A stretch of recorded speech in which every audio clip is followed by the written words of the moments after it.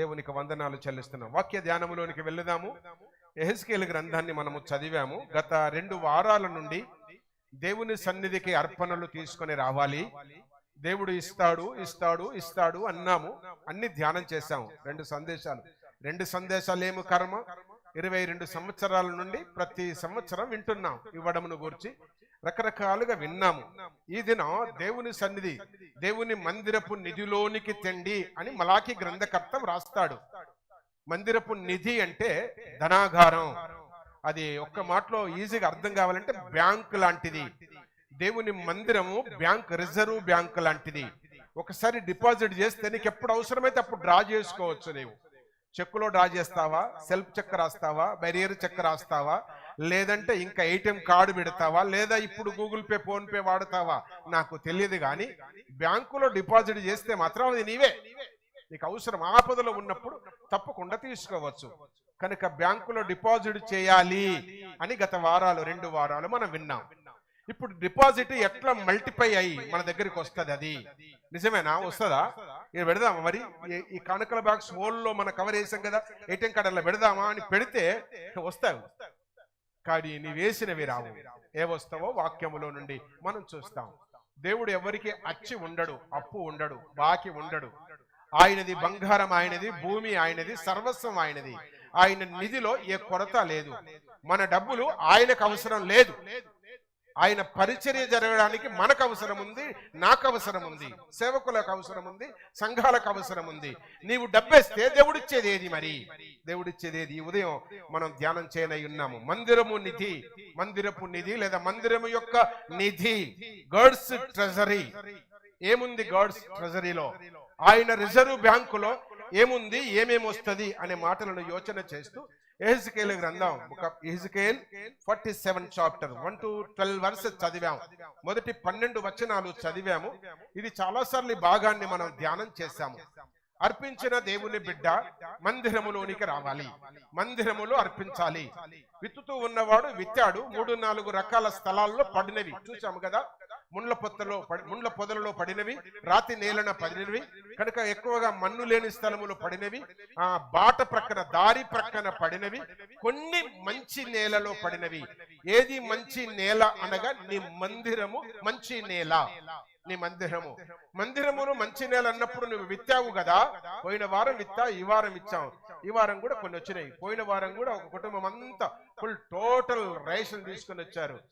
మృదుల ప్రవీణ్ కుటుంబం. ఇంకా చాలా మంది డబ్బులు ఇచ్చారు, చాలా మంది రేషన్ ఇచ్చారు. బియ్యాల బస్తాలు వచ్చినవి. దేవునికి స్తోత్రం. ఈ మాసం అంతా హార్వెస్ట్ ఫెస్టివలే.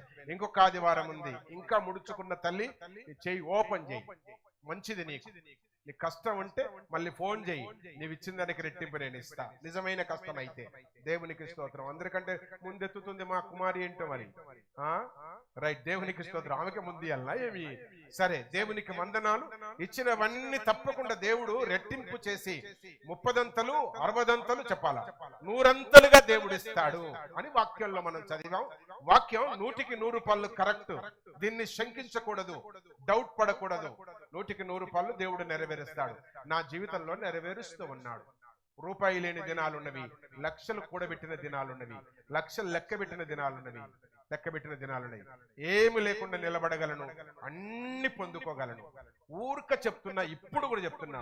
ఉట్టి బైబిల్ ఇచ్చి కట్టుబట్టలతో నన్ను పంపండి బయటికి, నేను భోంచేసి 4గురికి భోజనం పెడతా. అది నా ధీమా. నా దేవుడు అలాంటి వాడు, మన దేవుడు అలాంటి వాడు. అలాంటి విశ్వాసంతో మనం ముందుకు సాగుదాము. ఇక్కడ మనం గమనిస్తూ ఉన్నాము, ఒక భక్తుడు, ప్రవక్త అయిన యెహెజ్కేలును దేవుని పరిశుద్ధాత్ముడు మందిరము దగ్గరికి తీసుకొని వెళ్ళాడంట. మందిరము గడప దగ్గరికి పట్టుకొని వెళ్ళాడు. ఆ భక్తుడికి, ప్రవక్తకు చెప్తూ ఉన్నాడు యెహెజ్కేలుకు, యెహెజ్కేలా ఒక కొలబద్దను తీసుకొని 1000 మూరలు కొలువు, కొలిసి అటు చూడు, ఒక కొత్తది కనబడుతుంది. మళ్ళీ కొలిచి చూడు, మరొక కొత్తది కనబడుతుంది. మళ్ళీ కొలిచి చూడు, మళ్ళొక వింత నీకు కనబడుతుంది అన్నట్టుగా యెహెజ్కేలు ప్రవక్తను దేవుడు మందిరం యొద్దకు తీసుకుని వెళ్ళాడు. ఈ 47వ అధ్యాయం అంతా అదే మనం చూస్తూ ఉన్నాము. చూస్తాడు చూడండి. దేవుడు మందిరము గుమ్మము ఎద్దుకు నన్ను తోడుకొని వచ్చాను. మందిరము తూర్పు ముఖముగా ఉండెను. నేను చూడగా మందిరపు గడప క్రింద నుండి, అందుకే గేటుకు తాళం వేస్తా అని చెప్పా. గేటు బయట ప్రస్తుతానికి అది ఎవ్వరు లేరు, చెప్పులు తప్ప కనబడుతుంది నాకు. కదా. 2 వారాలు గేట్ వేసాం. ఈరోజు గేట్ కీపర్ మరి ఇక్కడనే కూర్చున్నాడు. ఏమో అంటే ఎవరు లేరు బయట అని కాన్ఫిడెన్స్ తో వచ్చి కూర్చున్నాడు మన ప్రవీణ్. రైట్, లోపలికి రావాలందరూ, లోపలికి రావాలా. ఇక్కడ అంటాడు, మందిరపు గడప క్రింది నుండి నీళ్లు ఊబికి తూర్పుగా పారుచు ఉన్నవి. తూర్పుగా పారుచున్నవి నీళ్లు తూర్పు ప్రవహించాలా. అది స్క్రిప్చరల్. అదే వాస్తు అంటారు, అదే వాస్తు కూడా అంటారు. నీళ్లు ఇంట్లో తూర్పు వైపు ప్రవహించాలా. అందుకే ఇంటి ప్లాటుకు తూర్పు వైపు వేస్తారు బోర్, తెలుసా. తూర్పు వైపు సంపు కడతారు, తూర్పు వైపు తొట్టి కడతారు, తూర్పు వైపు వాటర్ డ్రమ్ము పెడతారు. మీరు పెట్టారో లేదో నాకు అవసరం లే, ఇంటికి పోయి పేచి చెయ్యొద్దు. వాక్యం మాత్రం గుర్తు చేస్తా ఉంది, గడప క్రింది నుండి నీరు ఊబికి మందిరము దగ్గర ఉబుకడం ఏంటి? ఈ దినాల్లో 400, 500, 600 ఫీట్లు బోరేస్తే వాటర్ దొరకట్లే. అలాంటి సమయంలో, అలాంటి సిచ్యువేషన్ లో గడప క్రింది నుండి నీరు ఊబుకడం ఏంటి? అది దేవుని కార్యం, దేవుని కార్యం. దేవుడు అనుకుంటే బండ నుండి నీళ్లు చెప్పాలా ఇవ్వగలడు, రాయి నుండి నీళ్లు ఇవ్వగలడు, చెట్టు నుండి మంట ఇవ్వగలడు, అగ్నిని ఆర్పగలడు, నీటిలో మంటను చెప్పాలా పుట్టించగలడు. ఏలియా పుట్టించాడు కదూ. అది కందకము చుట్టూ నీరుంది, మధ్యన అగ్గి మంట పుట్టాలి అంటే పుట్టింది. కందకము చుట్టూ నీరుంది, మంట పుట్టి నీరంతా ఆరాలి అంటే ఆరాలంటే ఆరింది. అది దేవుని వాక్యం. మందిరములో నీకు ఎందుకు రావాలి అంటే గడప క్రింద నుండి నీరు ఉబుకుతుంది. ఇంట్లుంటే నీళ్లు గతుండవు ఇంట్లుంటే. మందిరములోనికి రావాలి, నీరు ఉబుకుతుంది. నీకు కావలసినంత స్వీకరించు, కావలసినంత సేవించు, కావలసినంత స్టోర్ చేసుకో. చాలాసార్లు అప్పుడప్పుడు నీళ్లు పట్టేది ఉందయ్యా, నల్లు వస్తుందయ్యా, మీరు డ్యూటీకి పోతున్నామంటే చాలా మందికి చెప్పాను. అలాంటి ఇబ్బంది ఏదైనా ఉంటే చెప్పండి, నేను 20 లీటర్స్ 2-3 ఇస్తా, 2-3 క్యాన్లు ఇస్తా. కానీ నీళ్ళు వస్తాయా అని గుడికి డుమ్మగొట్టకు, ఆరాధనకు రేటు రాకు, డ్యూటీకి ఆలస్యంగా పోకు, పని డుమ్మగొట్టి ఇంట్లో కుండకు. నీకు అంత ఇబ్బంది, నల్ల కుళాయి వచ్చినప్పుడు, ట్యాప్ వచ్చినప్పుడు నేను ఉంటలేనయ్యంటే నేను వాటర్ సప్లై చేస్తా అని చెప్పా. ఇక్కడ ప్లంటీ ఆఫ్ వాటర్స్ మందిరంలో. తాగడానికి నీళ్లు కావాలంటే క్యాన్లు పెట్టండి అబ్బా, నేను నింపి పెడతా, వెతుకొని వెళ్ళండి, నో ప్రాబ్లం. నేను గుర్తు చేస్తూ ఉన్నా, మందిరము గడప నుండి నీరు సమృద్ధిగా ఉబికి తూర్పు వైపుగా పారుతూ ఉంది. తూర్పు అన్నా, దక్షిణము అన్నా, కుడి అన్నా ఒకే దిశ. అర్థమైంది కదా. ఇక్కడ అంటాడు మొదటి వచనములో, తర్వాత అదే వచనం చదువుతా ఉంటే చూడండి, నీళ్లు ఉబికి తూర్పుగా పారుచుండను, ఆ నీళ్లు బలిపీఠమునకు దక్షిణముగా మందిరమునకు కుడి ప్రక్క, అన్నీ ఈక్వలే, అన్నీ ఒకటే. కుడి ప్రక్క అన్నా, తూర్పు అన్నా, దక్షిణం అన్నా అన్నీ ఒకటే. ఇప్పుడు నేను నిలబడ్డాను, నా కుడి ప్రక్క ఇది, తూర్పు ఇదే, దక్షిణము ఇదే. అర్థమవుతుంది కదా. దక్షిణాస్తం అంటాం కదా, అది. అందుకే వాక్యం సెలవిస్తా ఉంది, కడప క్రింద నుండి నీరు ఊబికి కుడి ప్రక్కను క్రింద నుండి నీరు పారుచుండెను అంటాడు. నీళ్లు పారుచున్నప్పుడు ప్రవక్తను పరిశుద్ధాత్మ దేవుడు ఒక ట్రిప్పు తిప్పాడంట, మందిరము చుట్టూ తిప్పాడు. అగేను కొలుమన్నాడు, మళ్ళీ కొలిచాడు. ఉబికి పారుతున్న నీరంట దాదాపు ఒక 5-6 ఇంచుల ఎత్తుమైపోయినవి. ఇట్లా ఉబికి పారుతున్న నీళ్లు ఒక ట్రిప్పు మందిరము చుట్టూ తిరిగాడు. మళ్ళీ 1000 మూరలు కొలిశాడు. కొలిసిన తర్వాత నీళ్ల ఫోర్స్ పెరిగింది. శీలమండలం అంటే దాదాపు 1/2 ఫీట్ ఎత్తు పెరిగింది నీళ్లు. ఇప్పటి వరకే నీళ్లు ఉబికి కింద పారుతూ ఉన్నవి. ఒక ట్రిప్ వేసేసరికి, ఒక పాట పాడేసరికి, ఒక అర్ధగంట గడిచేసరికి దేవుని మందిరములో నీరు శాతం పెరిగింది. అందుకే లేటుగా రావద్దు, ఆఖరికి పోతా, ఆఖరి కనబడితే దొంగలు కూడా ఉన్నారు మన మందిరంలో. తిడతాడాడు పనికిమాలిన పాస్టరు, ఆఖరికి వచ్చి ముఖం చూపించేటోళ్ళు ఉన్నారు. అందుకే గేటుకి లాక్ చేయమన్నా. ఎవరు లేరు ప్రస్తుతానికి, ఇప్పుడు కూడా కనబడుతుంది, ఎవరు లేరు. దేవునికి స్తోత్రం. వాక్యం సెలవిస్తా ఉంది. ఇక ఒక ట్రిప్పు, ఒక 1/2 అవర్, ఒక పావు గంట కాగానే ఒక 1/2 ఫీట్ లేసినాయి వాటర్, లేదా ఫీట్ లేసినాయి. మళ్ళీ కిందికి రాస్తాడు చూడు, అదే మాట 3వ వచనంలో ఉంటుంది కదా. 3వ వచనంలో అంటాడు చూడండి, మనుషుడు కొలనూలు చేతబట్టుకొని తూర్పు మార్గమున బయలు వెళ్ళి 1000 మూరలు కొలిచి ఆ నీళ్ల గుండా నడిపింపగా, గడప కింద నుండి నీళ్లు పారుతున్నాయి. ఒక 1000 మూరలు కొలిసేసరికి మళ్ళీ ఇక్కడికి గడపకాడికి వచ్చేసరికి నీళ్లు పెరిగినవి. చీలమండలం అంటాడు. చీలమండలం అంటే ఈజీగా అర్థం కావడానికి, స్త్రీకి పట్టీలు ఉండే కాలు స్థలం. అర్థమైంది కదా. స్త్రీలకు పట్టీలు ఉంటాయి కదా, అది. నువ్వు ఆఫ్ షూ వేసుకుంటే నీ షూ ఎక్కడ దాకా ఉంటుందో అది చీలమండలం. అంత ఎత్తయింది ఈ చీలమండలం. దేనికి సాదృశ్యం? నెంబర్ 1 విశ్వాసపు నడకకు సాదృశ్యం. చాలా మంది నడుస్తున్నారు, పరుగులు తీస్తున్నారు, పిటి ఉషా లాగా పరిగెత్తుతున్నారు, బట్ విశ్వాసపు వాక్ లేదు, విశ్వాసముతో నడిచే అనుభవము లేదు. విశ్వాసముతో నడిచే అనుభవం మన జీవితంలో ఉండాలి అని వాక్యం సెలవిస్తా ఉంది. ఆదికాండము 5వ అధ్యాయం 24వ వచనములో చూస్తే హనోకు కనబడతాడు. హనోకంట 120 సంవత్సరాలు బ్రతికి ఎవరితో నడిచాడంట? గర్ల్ ఫ్రెండ్ తో కాదు, భార్యతో కాదు, అయ్యతో కాదు, అవ్వతో కాదు. కొంతమంది పిల్లలకు పెళ్లి అవుతుంది, ఇంకా అవ్వ కొంగు వదిలిపెట్టరు. పెళ్లి అయినాక కూడా ఇంకా అవ్వ కొంగు, మరి అవ్వ కొంగు వదిలిపెట్టను. నీ పిల్లాన్ని ఎందుకు చేసుకున్నావు బిడ్డ? నా భాష బాగా ఎందుకు చేసుకున్నావు? అవ్వను చూడాలా, అవ్వ ఒళ్ళ తడి పెట్టాలా, అవ్వని నిలబెట్టాలా, అవ్వకు అవసర సాగ చేయాలా, అవ్వ లేకపోతే బిడ్డ మీదకి అన్ని అందించాలా. నీ భార్య అందుబాటులో లేకపోతే ఏమనుకోకండి, మీ అవ్వకు స్నానం చేపియాలా. ఇంకా నెల అయితే చనిపోతుంది. అప్పుడు అమ్మని కూర్చొని స్నానం చేసి బట్టలు ఉతికా తలంటి కూర్చొని పెట్టి ఏమి ఇష్టంగా నీకంటే కళ్ళ కూర చేస్తావా బిడ్డ తెచ్చి వండి పెట్టి, నేను కాదనట్లే. ఇక్కడ వాక్యం సెలవిస్తా ఉంది. ఏంటి అనగా విశ్వాసపు నడుక 120 సంవత్సరాలు బ్రతికిన హనోకంట దేవుని చేతుల్లో చేయి వేసి నడుస్తున్నాడు. నీవెవరితో నడుస్తున్నావు? దేవుడు దీవించాలి అంటే, దేవుని సమృద్ధి కావాలి అంటే, దైవ ఆశీర్వాదం కావాలంటే మనం ఒకటి నడక దేవునితో నడవాల, అనుభవంలోనికి రావాల. నెంబర్ 1 చీలమండలము అనగా వాక్యమును అనుసరించి నడుచుట. వాక్యమును అనుసరించి నడుచుట నెంబర్ 1. రెండవది చూడండి, 4వ వచనం. ఆయన మరి 1000 మూరలు కొలిచి నీళ్ల గుండెలను నడిపింపగా, నీళ్లు మోకాళ్ళ లోతు. మోకాళ్ళు తెలుసా? కాల్ నీళ్ళు తెలుసా? మీరేం చేస్తారో తెలియదు. చాలా సార్లు చెప్పిన, అందరి ఇంటికి వెళ్ళి చక్కెర ఫ్లోరింగ్ మీద వేసి, 4 స్పూన్ల చక్కెర ఫ్లోరింగ్ మీద వేసి, ఆ చక్కెర మీద నీ మోకాళ్ళు లాండిచ్చి అర్ధగంట ప్రార్థన చేయి, తల్లి నీకు దండం పెడతా. చక్కెర మొరం తీసుకొచ్చి ఆడ పోయండి, 3 గంటలు కదలకుండా మొరం మీద నేను మోకాళ్ళు ఉంటా. నీకు ధైర్యం ఉంటే రా, నా మోకాలు చూపిస్తా. గుండు పిన్తో పొడిస్తే పొక్కబడదు నా మోకాలకు. నేను గొప్ప చెప్పట్లే, నాకొద్దు, నీకు రేషన్ రావడం చెప్తున్నా. ఇదేంటి ఒకరికొకరికి ప్రార్థన వస్తలేదు, నోరు తిరుగుతలేదు. పోయిన వారం, అటుపోయిన నెల, అపోయిన నెల ప్రార్థనలు పోస్ట్ చేయండి అంటే చాలా మంది చేశారు. మీకు అందరికి వందనాలు. ఇంకా కొంతమందికి అసలు లేనే లేదు. నువ్వు చేసే ప్రార్థన అంతా తప్పు. నువ్వు చెప్పుకోలేక సిగ్గు వస్తుంది, సిగ్గుపడుతున్నావు. చెప్తా నేను కరెక్షన్. చెప్పట్లే. ప్రిస్టేజ్ ఇష్యూ, దేవుని దగ్గర ప్రిస్టేజ్ ఇష్యూ వద్దు. ప్రార్థన అందరం చేయాలా. ప్రార్థన దేవునితో మాట్లాడడం, మీ డాడీతో మాట్లాడడం, నీకు అవసరం ఉంది అడగడం, నీకు కావలసింది అడగడం, నీకు కష్టసుఖాలు చెప్పుకోవడం. మొన్న వీళ్ళ పెళ్లి కూడా అదే చెప్పా, నీలిమ జాషువల పెళ్లికి.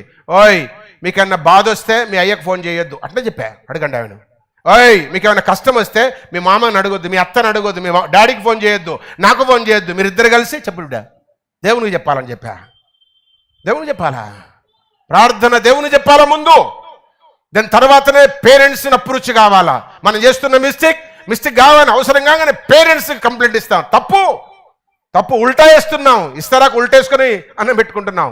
అది కాదు, వాక్యం సెలవిస్తా ఉంది ఇక్కడ. మోకాళ్ళ అనుభవం, ప్రార్థన అందరూ చేయాలా. అడ్డగోలుగా చేస్తున్నారు ప్రార్థన, పర్థం లేకుండా చేస్తారు. నా పరువు తీస్తున్నారు. నాకెంత రేషం వస్తుంది, దేవునికి ఎంత బాధ ఉంటుంది. అందుకే నేర్చుకో.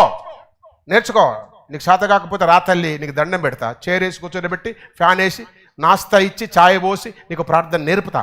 నేను ఉన్నదే అందుకు, నా ఆవిడ ఉన్నదే అందుకు. రండి. చాలా మందికి ప్రార్థన రాదు, నేర్చుకోవాలి. ఇక్కడ చూస్తున్నాను చూడండి, ప్రవక్తకు మోకాళ్ళ లోతు నీళ్లు. ఒకడు తెలుగు రాదంటాడు, ఒకడు ఇంగ్లీష్ రాదంటాడు, నాకు హిందీ అసలే తెలియదంటాడు. నీకు ఏ లాంగ్వేజ్ వస్తే ఆ లాంగ్వేజ్లో చేయి బిడ్డ ప్రార్థన. ఇది రాదని సాకులు ఎంతకాలం చెప్తావు? మంచిది కాదు అది. మాటలు వచ్చే ప్రతి వ్యక్తి ప్రార్థన చేయాలా. మాటలు వచ్చే వొకాబులరీ తెలిసిన ప్రతి వ్యక్తి, భాష వచ్చిన ప్రతి వ్యక్తి ప్రార్థన చేయాలా. ప్రార్థనకు అస్సలు ఇష్టంలే. ప్రార్థన పంటకు పెంట లాంటిది, వంటకు మంట లాంటిది, నారుకు నీరు లాంటిది. మంట లేకుండా వండతావా? మంట. ఇప్పుడు మంట లేని పొయ్యిలు ఇచ్చినాయి పటు. అయినా దానికి వేడి అవసరం. విశ్వాసికి ప్రార్థన అంత అవసరం. ప్రార్థన అవసరం. విచ్చలవిడి ప్రార్థన చేయొద్దు. తొలుత సేవలోనికి వచ్చిన 84వ సంవత్సరం 85వ సంవత్సరం ముస్సలి పాస్టర్ ఒక ఆయన ప్రార్థన చేసేవాడు. ఆయనకు ఒకసారి ప్రార్థన ఇచ్చారు. అప్పుడే నేను దేవుని నమ్ముకొని సేవలోనికి వచ్చిన. ఇంకా నాకు క్లియర్గా తెలియదు. రోషం వచ్చింది. పోయి నోరు మూసిన అన్నం కాడ ప్రార్థన అయిపోయింది, మీటింగ్ అయిపోయింది, భోజనాల కాడ ప్రార్థన చేయమంటే ఆ ముస్సలి పాస్టర్ ప్రార్థన మొదలుపెట్టిండు. ఏమంటాడో తెలుసా? చెప్పిన తెలిసిన అవుతున్నారు. ప్రభువా, జ్ఞాపకార్థ మీటింగ్ అయిపోయింది, అక్కడ భోజనాలకు అదే లేట్ అయిపోయింది.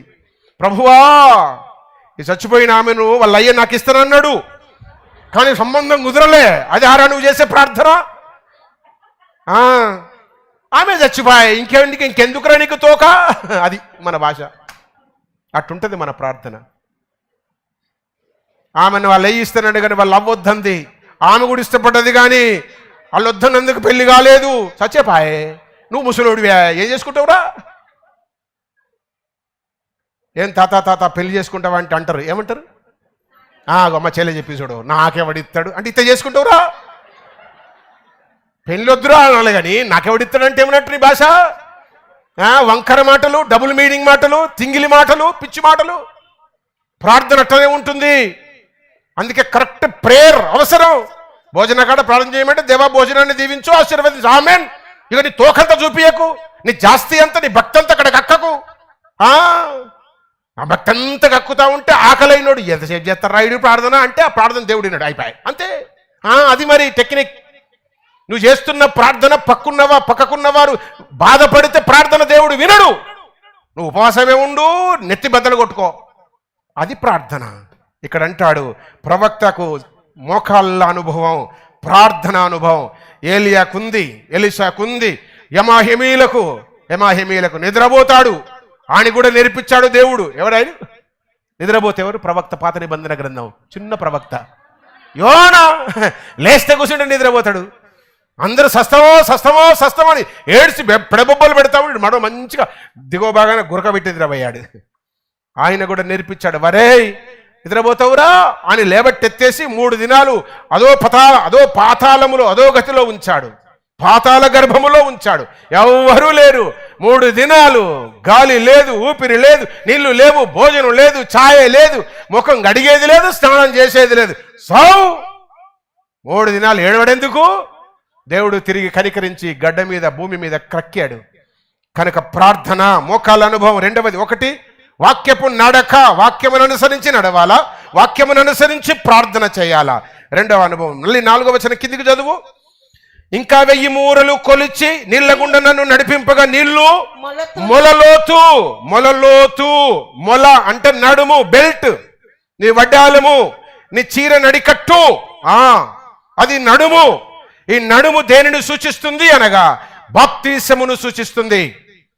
వాక్యం అర్థమయ్యే ప్రతి వ్యక్తి, 12 years దాటిన ప్రతి స్త్రీ పురుషుడు, ప్రతి అమ్మాయి అబ్బాయి రక్షణానుభవంలోనికి రావాలా. ములాయిద లేదు. 12 years తర్వాత ఇంకా రక్షింపబడలేదంటే సస్తే నరకానికి పోతాడు. సస్తే నరకానికి వెళ్తుంది. అందుకే జాగ్రత్తగా పెంచాలి తల్లులు. అన్న పాలు మరవక ముందే ఎత్తుకొని వచ్చిందంట. పాత నిబంధన గ్రంథములో, కొత్త నిబంధన గ్రంథంలో పిల్లలను ఎన్ని రోజులకు తీసుకొచ్చారు మందిరానికి? ఇప్పుడు మా విరోనిక పై ఉన్నట్టుంది. 8వ రోజు ఎత్తుకొని వచ్చింది. 3 నెలలు అయితే ఇంట్లోకే వెళ్తలేవు. తండ్రికి ఎంత బాధ, తండ్రికి దేవునికి ఎంత బాధ ఉంటుంది.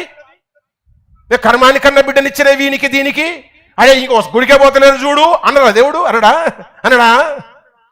8వ రోజు ఎత్తుకొని వచ్చారు. ఆ దినాల్లో పిల్లలను పనికి మాలిన, నీకు ఎక్సర్సైజ్ సరిగా అదేంటి ఫిజికల్ లేక కోసుకుంటున్నావు.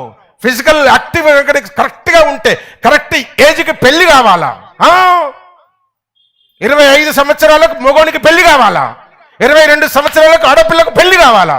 చదువులు ఎక్కువై సంపాదన మీద పడి 30 దాటిపోతున్నాయి. తర్వాత పిల్లలు ఎట్టవుతారు? తప్పు, నన్ను మన్నించండి.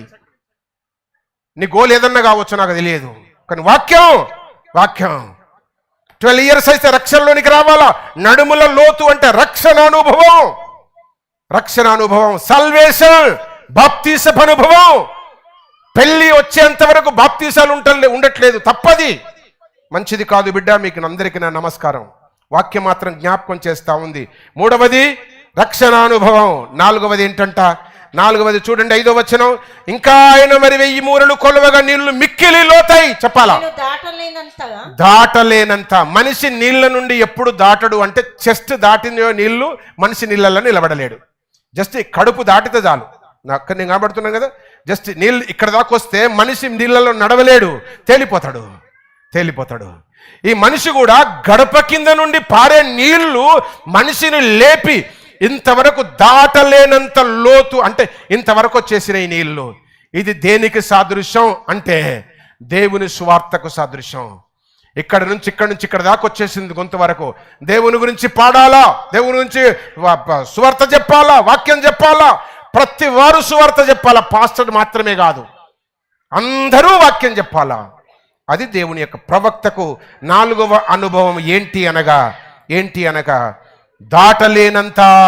23వ కీర్తనలో భక్తుడు అంటాడు కదా దావీదు, నా గిన్నె నిండి నిజం ఎండిపోయిందేందబ్బా, నీ గిన్నె మాడిపోతుంది ఏంటి, నీ గిన్నె అడుగంటిందేంటి. హౌస్ డెడికేషన్ అప్పుడు పాలు పొంగిస్తారు తెలుసు, అందరికీ ఉంది ఎక్స్పీరియన్స్. ఇష్టమున్నా లేకున్నా నాతో చేపిస్తారు, ఏం చేద్దాం పాటు. మొన్న ఒక మీటింగ్ పోవాలి, నేను దూరం, మీ హౌస్ డెడికేషన్ నువ్వే చేయాలి. అయ్యో ఎన్ని గంటలకు పోతామంటే నేను 7 గంటలకు ఇంటికి బయలుదేరుతామ్మా అన్నా. అయితే మాకు 5 గంటలకే రా అన్నారు. 5 గంటలకు పోయాలి ఇంటికి, ఎందుకు?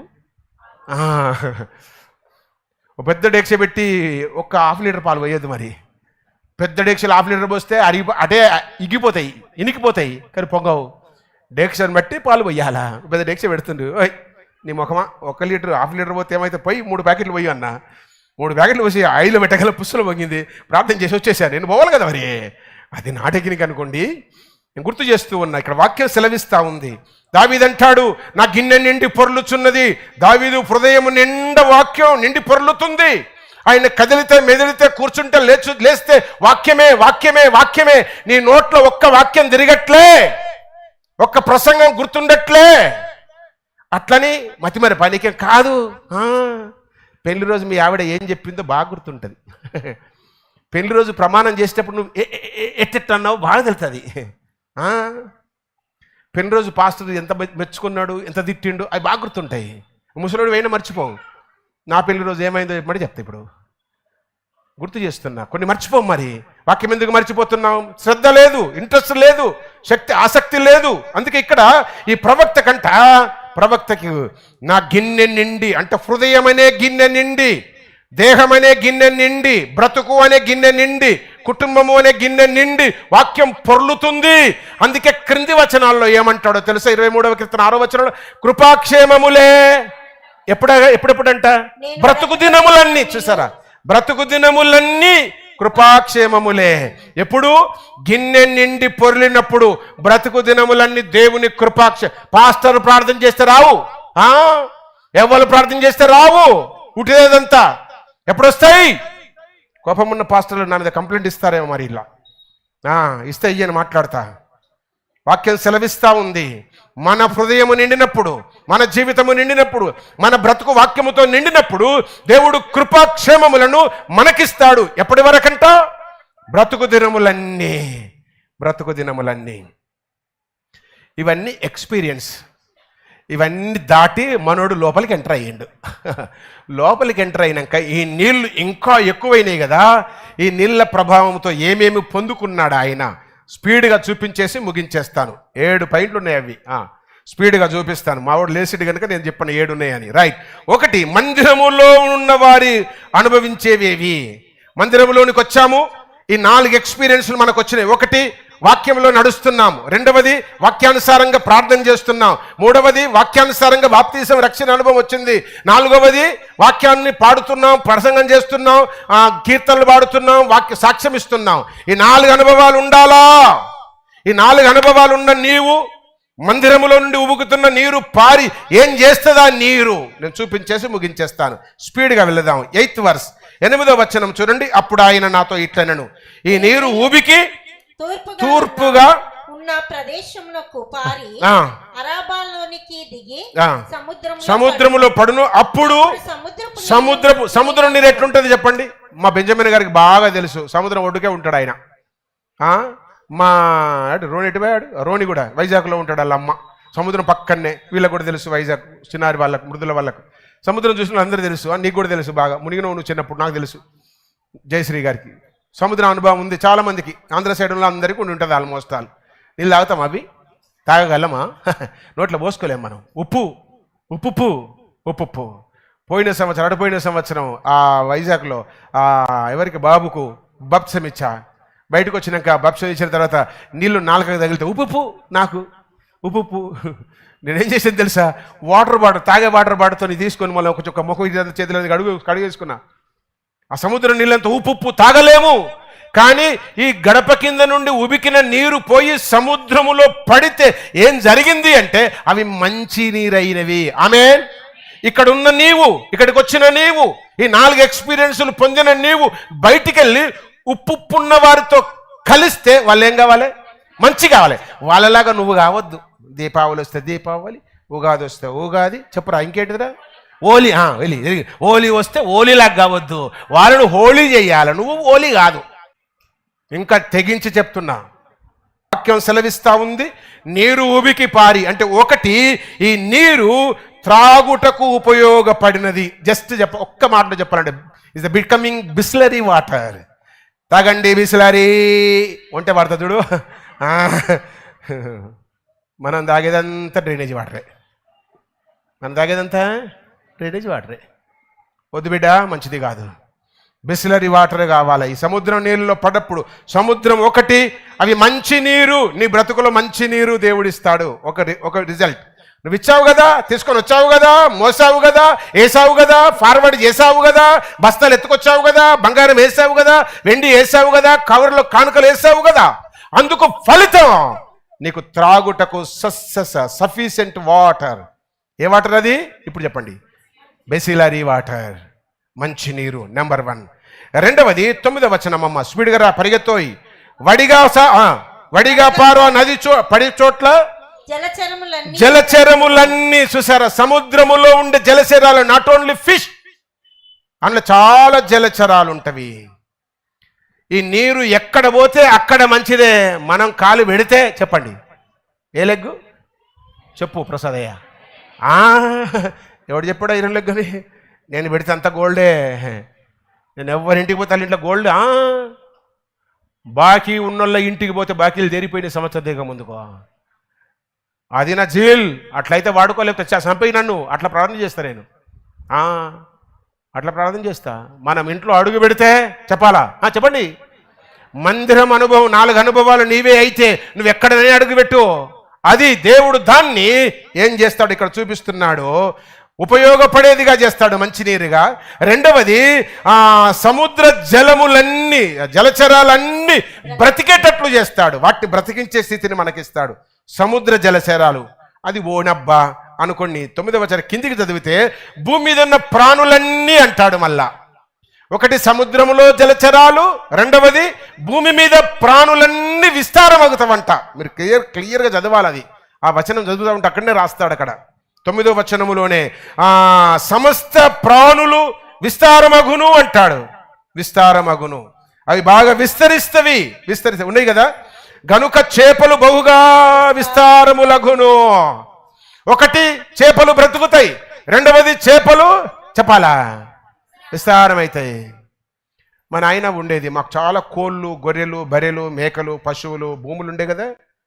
కోడి గుడ్లు పెట్టిన తర్వాత గుడ్లు మానేస్తుంది, తెలుసు కదా మీకు. ఎంతమంది చేతి పైకెత్తండి.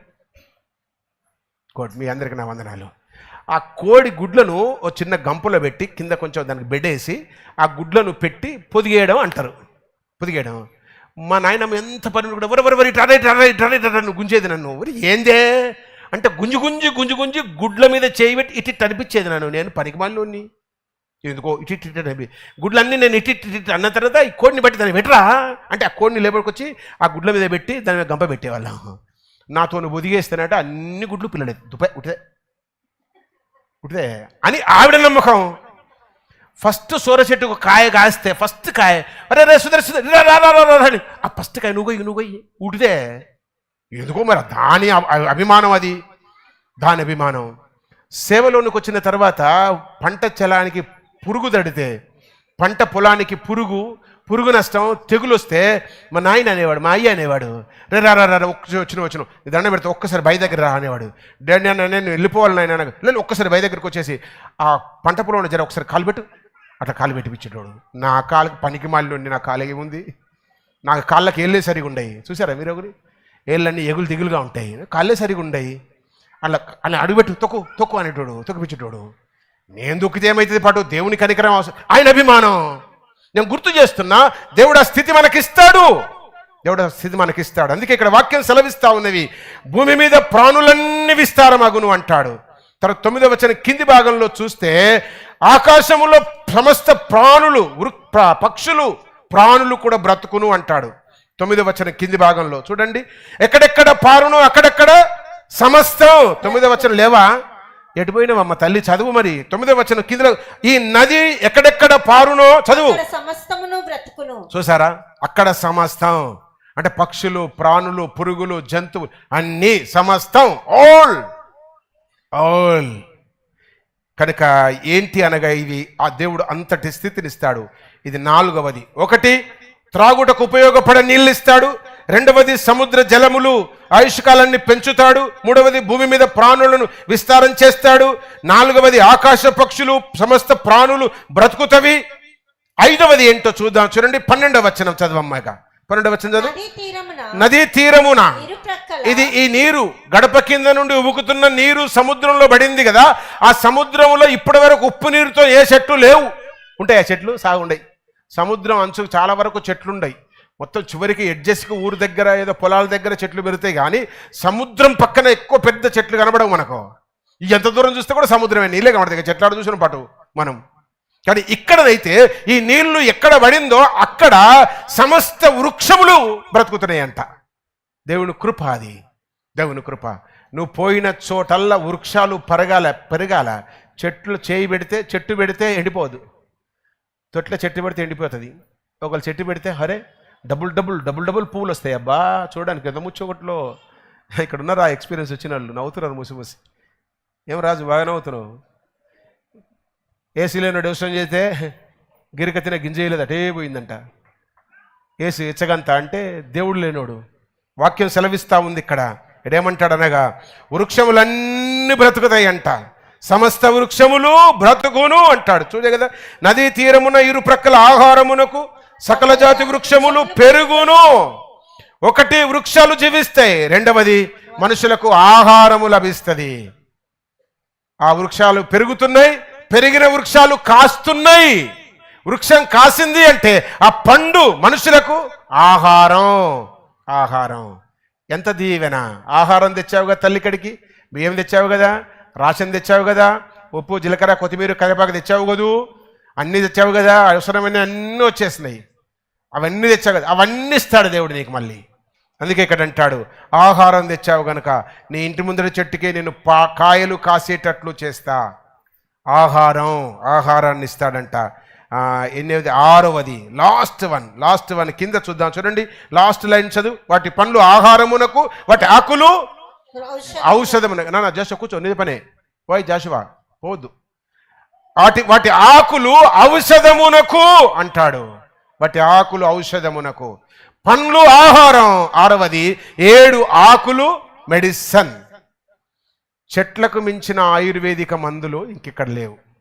మనకు తెలియక వాటిని పాడు చేసుకుంటున్నాం.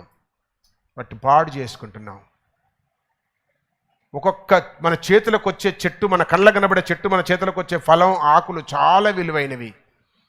జామ పండు తిని లొట్టలు కొడుతున్నావు, కానీ జామ ఆకు తిను, అబ్బో ఎంత మంచిదో.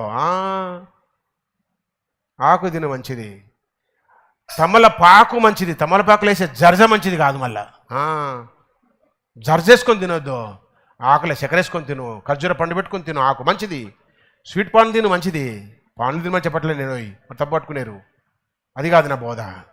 ఆకులకు దేవుడు ఆ మెడిసిన్ పవర్ ఇచ్చాడు.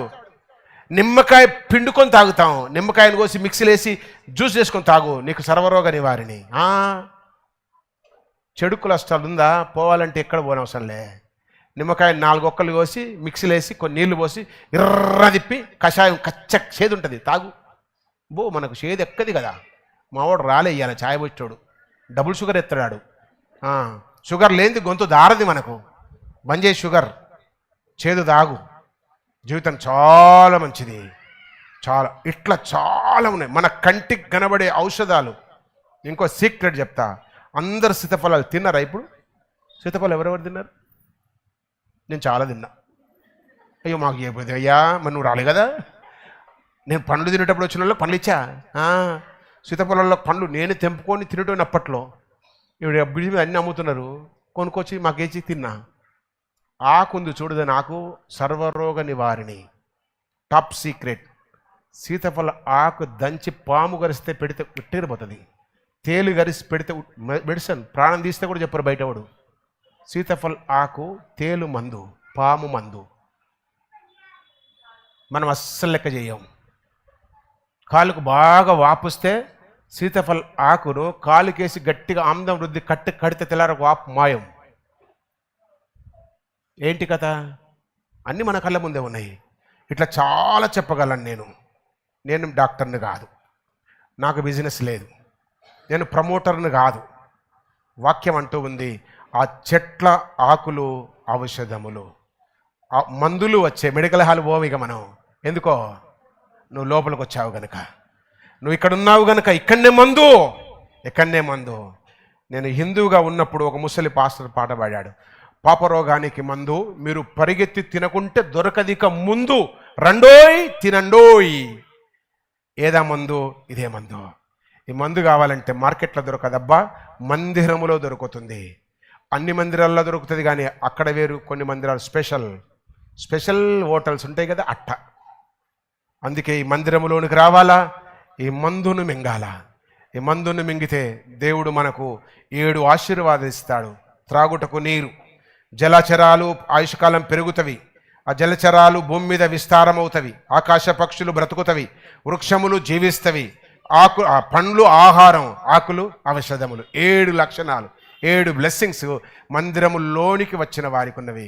బయట ఇవి నీకు ఎక్కడ మార్కెట్లో, ఏ సూపర్ మార్కెట్లో దొరకవు, ఏ ఆన్లైన్లో దొరకవు. గూగుల్ ఇవ్వదు. గూగుల్ నాకు కావాలి అన్ని ఇస్తుంది, ఇది ఇవ్వదు.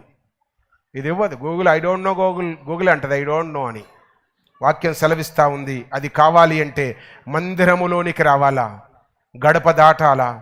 4 ఎక్స్పీరియన్స్ నీ జీవితంలో ఉండాలా. 1 వాక్యపు నడక, 2వది వాక్యానుసారమైన ప్రార్థన, 3వది వాక్యానుసారమైన రక్షణ అనుభవం, 4వది వాక్యాన్ని పాడాలా, వాక్యాన్ని చెప్పాలా, సువార్త చెప్పాలా. నువ్వు తెలిసిన 4 మాటలు. యేసును పరిచయం చేసి 10 లైన్లు రాయి అంట రాయాలా. యేసుని పరిచయం చేస్తూ ఒక వ్యాసం రాయి, ఒక పైట రాయి, ఒక మాట రాయి, ఒక పేజీ రాయి. యేసుని గురించి అంట రాయాలా, రక్షణ గురించి రాయి అంట రాయాలా, బాప్తిజంను గురించి రాయి అంటే రాయాలా. నా గురించి చెప్పండి చెప్తావు పాటు. పోయిన వారం పాస్టర్స్ సండే చేసి మా చెల్లెళ్ళు 2 తెగదిట్టారు నన్ను. సంవత్సరం అంతా నువ్వు తిడతావు కదా, ఇక దొరికినావు మాకు అని ఏమో ఆడుకున్నారు నన్ను. మంచిది, మీకు వందనాలు, దేవుడు మిమ్మల్ని దీవించును గాక. నేను గుర్తు చేస్తూ ఉన్నా, వాక్యం సెలవిస్తూ ఉంది. ఆ రీతిగా దేవుని మీద మనం ఎక్స్పర్ట్ కావాలని చెప్పడానికి. నన్ను బాగా దగ్గరగా చూశారు కదా, నా గురించి మీరు ఒకరొకరు 1000 మాటలు చెప్పగలరు కదా, చెప్తారు. అట్టనే దేవునికి అంతకంటే ఎక్కువ చెప్పగలిగి ఉండాలంటే అంత క్లోజ్నెస్, అంత ఇంటిమెసీ రావాలా మీకు. దేవునితో అనుసంధానము కావాలా. అట్టి కృప, అట్టి భాగ్యం దేవుడి కృపలో దేవుడు మనందరికి అనుగ్రహించాలని, ఈ 7 ఆశీర్వాదాల గుండా దేవుడు మనల్ని నడిపించాలి. అందుకే అంటాడు, మందిరము ద్వారమునొద్ద నివసించుట నాకు మేలు అంటాడు, నీ మందిరములో గడుపుట మేలు అంటాడు. 122వ కీర్తనలో అంటాడు భక్తుడు, జనులందరూ మందిరానికి వెళ్ళాలంటే నేను సంతోషించాను అంటాడు. నేను సంతోషించానండి. ఆ మందిరంలో ఇంకేముంటుందంట, అదే 122వ కీర్తన 7వ వచనంలో అంటాడు, నెమ్మది ఉంది, క్షేమముంది, సంపూర్ణ సంతోషం ఉంది అంటాడు. అట్టి కృప, అట్టి భాగ్యం దేవుడు మనందరికీ ప్రసాదించును గాక. ఆమేన్. తలలు వంచుదాము, ప్రార్థన చేద్దాము. అందరము తలలు వంచుదాము, చిన్న ప్రార్థన చేసుకుందాం, తీర్మానం చేసుకుందాం. దేవుని బిడ్డ, క్రైస్తవుడవైతే, దేవుని బిడ్డవైతే, పరలోక రాజ్యం కావాలి అనుకునే వారమే అయితే మందిరములో అనుభవంలోనికి రావాలా. మందిర అనుభవం, మందిరపు నిధి, గాడ్స్ ట్రెజరీ, గాడ్స్ దేవుని నిధిలో, గాడ్స్ ట్రెజరీలో రూపాయి కట్టలు లేవు. ఏముందంట? త్రాగుటకు నీరు, ఆహారము, ప్రాణులకు ఆహారం, వృక్షాలకు ఆహారం, జంతువులకు ఆహారం, జలచరాలకు ఆహారం, నీకు ఆహారం, నీకు ఔషధం ఇక్కడుంది. దేవుడన్నీ ఇవ్వగలడు. అందుకే ఆయన మందిరంలో ఒక దినం గడుపుట, ఆయన మందిరమునందు నివసించువారు ధన్యులు, ఆయన వలన బలము పొందువారు ధన్యులు. ఆయన మందిరములో సమయము గడుపుట శ్రేష్టం అంటాడు 84వ కీర్తన 4వ వచనం 10వ వచనములో. 16వ కీర్తన 11వ వచనములు అంటాడు, దేవుని మందిరములో సంపూర్ణ సంతోషం, నిత్య సుఖములు. దేవుడిస్తాడు సంతోషం, దేవుడిస్తాడు సుఖం. భార్య, భర్త, తల్లిదండ్రులు, పిల్లలు ఇవ్వరు. వాళ్ళు అసలు నిద్ర లేకుండా చేస్తారు. పిల్లలు, భార్య నిద్ర లేకుండా చేస్తుంది, భర్త నిద్ర లేకుండా చేస్తాడు, తల్లిదండ్రులు నిద్ర లేకుండా చేస్తారు, పిల్లలు నిద్ర పట్టకుండా చేస్తారు. కానీ దేవుడు సుఖమునిస్తాడు, నెమ్మదినిస్తాడు, సంపూర్ణ సంతోషమునిస్తాడు. అంచేత దేవుని సన్నిధికి రావాలి. 122వ కీర్తన, జనులందరూ మందిరానికి వెళ్ళదము పద అన్నప్పుడు నేను సంతోషించి గంతులు వేసి తిని అంటాడు దావీదు. నీకెందుకు నిద్ర వస్తుంది? ఎందుకు లేటుగా వస్తున్నావు? మందిరానికి పరిగెత్తుకుని రావాలా, సమయానికి రావాలా, మందిరంలో ఎక్కువ సమయం గడపాలా. అది నీకు దీవెన, అది నీకు ఆశీర్వాదం, అది నీకు సమృద్ధి, అది నీకు సంతోషం. పరిశుద్ధుడవైన మా పరమ తండ్రి, కృప కలిగిన దేవా, దయ కలిగిన మా స్వామి, మీకు స్తోత్రాలు. మందిరపు నిధిలో ఉన్న ఆశీర్వాదాలన్నీ మాతో ముచ్చటించినందులకే స్తోత్రాలు అర్పిస్తున్నాం. వినిన మా ప్రియులందరిని బట్టి మీకు స్తోత్రాలు. ఆన్లైన్లో విన్న వారిని బట్టి వందనాలు. రికార్డెడ్ మెసేజెస్ వింటున్న బిడ్డలందరిని బట్టి కూడా స్తుతిస్తున్నాము నైనా. మా సంఘమునకు సంబంధించిన బిడ్డలను, మందిరములో నివసిస్తానని తీర్మానము కలిగిన వారికి మీ కృపను అనుగ్రహించమని, సమృద్ధిని అనుగ్రహించి, స్వస్థతను చేకూర్చి, ఆధ్యాత్మికంగా బలపరిచి మీరు అక్కడ కొరకు ఆయత్తపరచమని స్తుతి, కృతజ్ఞత, స్తోత్రాలు చెల్లిస్తూ క్రీస్తు పేరిట ప్రార్థించి వేడుకొనుచున్నాము తండ్రి. ఆమేన్.